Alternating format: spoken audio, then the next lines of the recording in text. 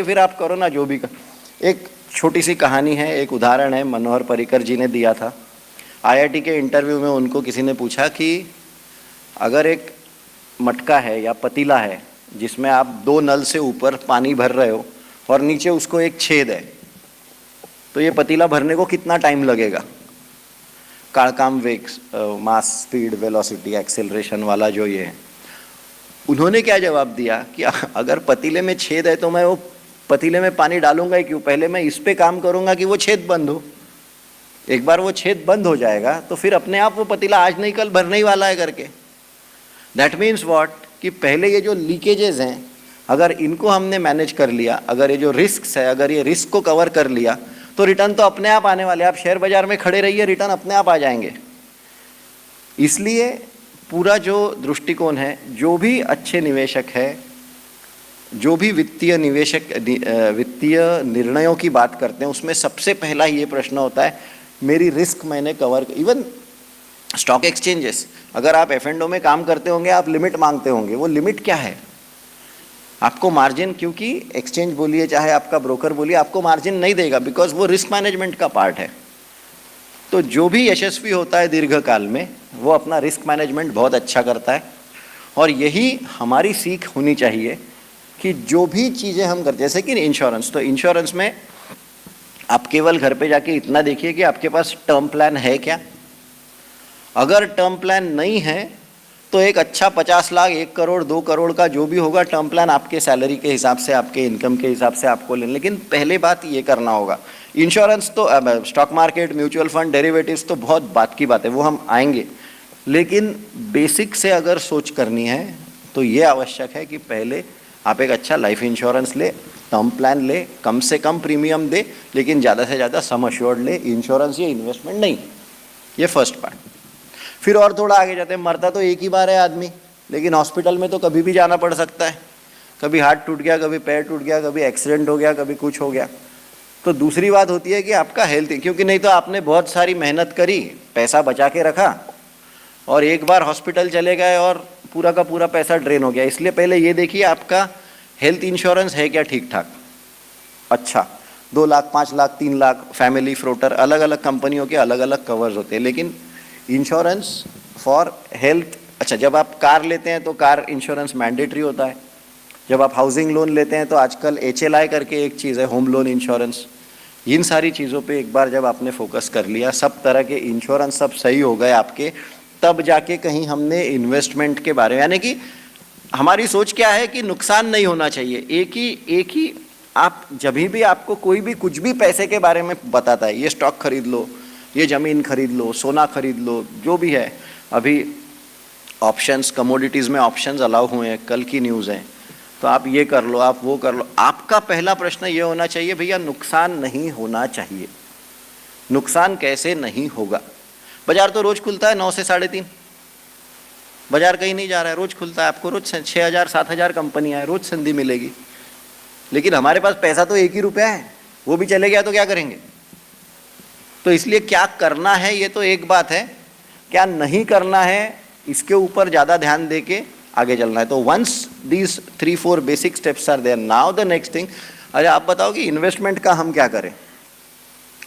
जैसे yes bank का उदाहरण ले लिया, या हमारे पास MRF नहीं है लेकिन यस बैंक है, हमारे पास TTK नहीं है लेकिन सुज़लॉन है, JP है।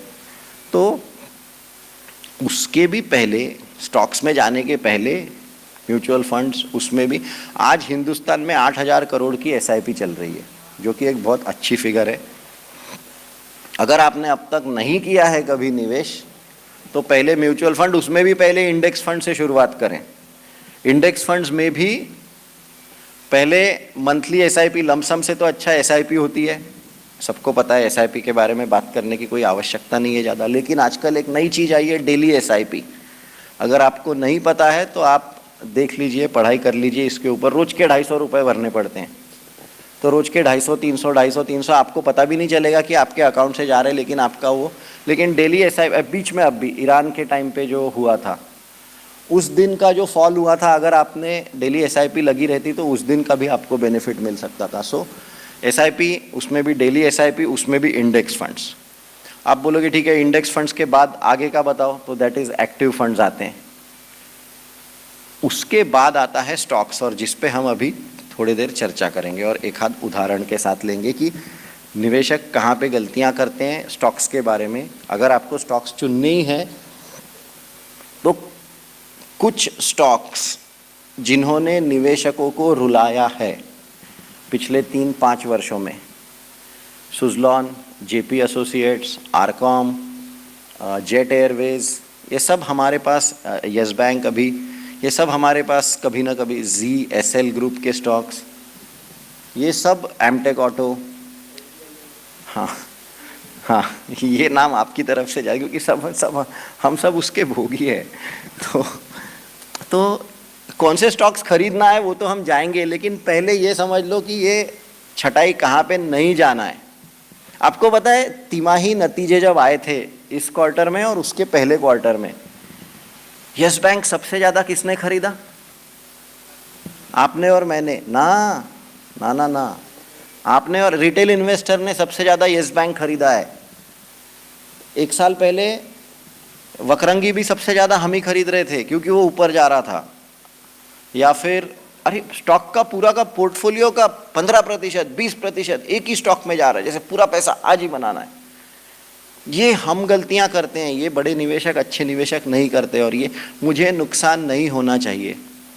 सो देयरफॉर ये जितने भी आपने नाम लिए या हमने ये जो नाम दिए, इन सब में एक प्रश्न आपको, जब आपको अगर कोई भी कल बोलता है कि अमुक एक स्टॉक में पैसा डालो, आपका प्रश्न रहना चाहिए ये स्टॉक पे कर्जा कितना है या कंपनी ने कर्जा कितना लिया है। बस एक पैरामीटर आपको बचा लेगा कि आपने गलत डिसीजन नहीं लेना है करके। ये जितने भी स्टॉक्स हैं, जेट, एमटेक, सुज़लॉन, जेपी, सब में एक चीज़ कॉमन है, और वो कॉमन चीज़ हम एक उदाहरण के साथ देखेंगे, पहले सिर्फ समझ लेंगे। सब में एक चीज़ कॉमन है, जो स्टॉक्स ने इन्वेस्टर्स को रुलाया है वो हर स्टॉक में एक चीज़ कॉमन है, उन सब ने कर्जा बहुत ज़्यादा लेके रखा था। तो कल को अगर आपको कोई बोलता है कि ये स्टॉक खरीद लो, हमने आरकॉम क्यों खरीदा? क्योंकि वो नीचे आ गया। अरे नीचे आ गया इसलिए थोड़ी ना स्टॉक खरीदना पड़ता है, स्टॉक इसलिए खरीदना पड़ता है क्योंकि वो ऊपर जाएगा। हम वर्धा रोड पे क्यों ज़मीन खरीदते हैं नागपुर में? हम उमरेड रोड पे क्यों नहीं खरीदते? हम कामठी रोड पे क्यों नहीं खरीदते? वहाँ पे तो सस्ती है ज़मीन, पर वर्धा रोड, क्योंकि वर्धा रोड ऊपर जा सकता है इसलिए। तो ये जो सोच है, ये इसलिए कोई यस बैंक नीचे आ गया इसलिए हम सब खरीद रहे, खरीदो खरीदो ऊपर जाएगा।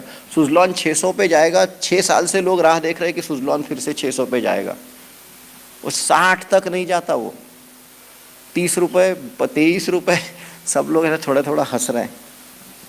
तो सबसे पहले आपको एक ये करना है, आपको कोई भी स्टॉक बोलता है भैया इसका कर्जा कितना है, what is the debt, and if the debt is higher then आप उससे निकल जाओ। 7,000 स्टॉक्स है ना, अगर आपको, वैसे तो म्यूचुअल फंड है, इंडेक्स फंड्स हैं, एक्टिव फंड्स है, पर आप बोलते नहीं हमें जाना ही है, तो कम से कम ऐसे कंपनियों में ना जाए कि जिनका कर्जा बहुत ज़्यादा है। ये पहला part.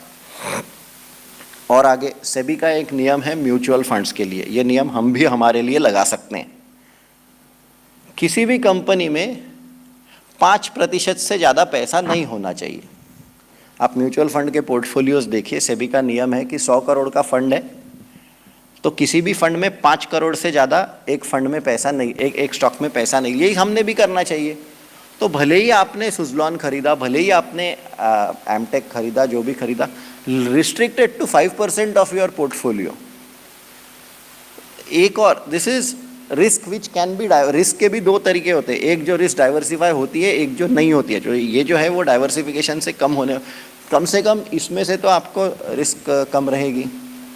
So this is one more part कि how I can reduce my risk, I can reduce my risk by diversification. थोड़े से अच्छे स्टॉक्स लो, और ख़राब भी लेते हैं तो भी 5%। इतने एक्साइट हो जाते हैं लोग कि बस वकरंगी के बारे में तो अभी इतने में हुआ था आपको पिछले 1-2 साल में कि बस यही खरीदना है।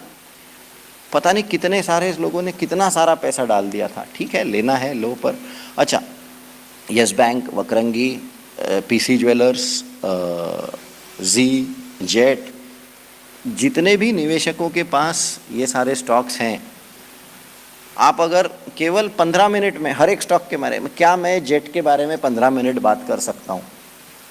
क्या मैं येस बैंक के बारे में, आज कुछ निवेशकों के पास येस बैंक हैं, क्या मैं येस बैंक के बारे में 15 मिनट बात कर सकता हूँ? और अगर नहीं कर सकता हूँ तो वो स्टॉक मेरे पोर्टफोलियो में क्या कर रहा है?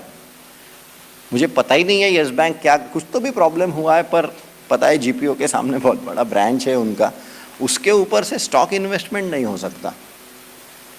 So therefore this is one more point कि जब तक आपको किसी कंपनी के बारे में 10-15 मिनट आप खुद बात नहीं करें, स्टॉक्स के बारे, अगर स्टॉक्स में आना ही है, चाहे जो भी हो स्टॉक्स में आना ही है, तो कम से कम इतना करना पड़ेगा कि कौन सी कंपनी क्या माल बेचती है, क्या कॉस्ट पे लेती है, कम से कम इतना खरीदना पड़ेगा। And that is where the first point comes. Now let us go one step. ये तो ठीक है, वो कंपनियां हैं कि जिन्होंने इन्वेस्टर्स को रुलाया है।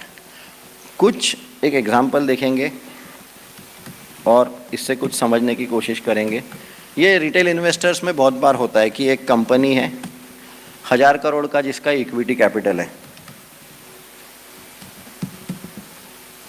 1000 करोड़ का किसी कंपनी का इक्विटी, ये आप अगर किसी ब्रोकिंग रूम के टर्मिनल के सामने जाएंगे, वो जो इन्वेस्टर्स जो बैठे रहते हैं, ये उनकी चर्चा जो होती है वो कुछ ऐसी रहती है कि कोई कंपनी है जिसका 1000 करोड़ का इक्विटी कैपिटल है और 50 करोड़ का सेल्स है, तो आप ये कंपनी में इन्वेस्ट कर लो, क्योंकि 1000 करोड़ का इक्विटी कैपिटल और 50,000 करोड़ का सेल है, तो बहुत अच्छी कंपनी है। आपने सवाल ये पूछना चाहिए कि कंपनी का प्रॉफिट कितना है, सेल्स से क्या करना है, शेयर होल्डर को क्या मिलता है। 50,000 करोड़ नहीं 5 लाख करोड़ माल बेचे, लेकिन प्रॉफिट ही नहीं हो रहा है, तो शेयर होल्डर को क्या मिलने वाला है। इसलिए यदि आप कोई भी कंपनी में निवेश करना चाहते हैं और पहले ये इतनी सारी जो चीज़ें हमने कर ली, ये कर ली, और कोई आपको बोलता है कि 1000 करोड़ पे 50, आपने बोलना चाहिए भैया प्रॉफिट बताओ,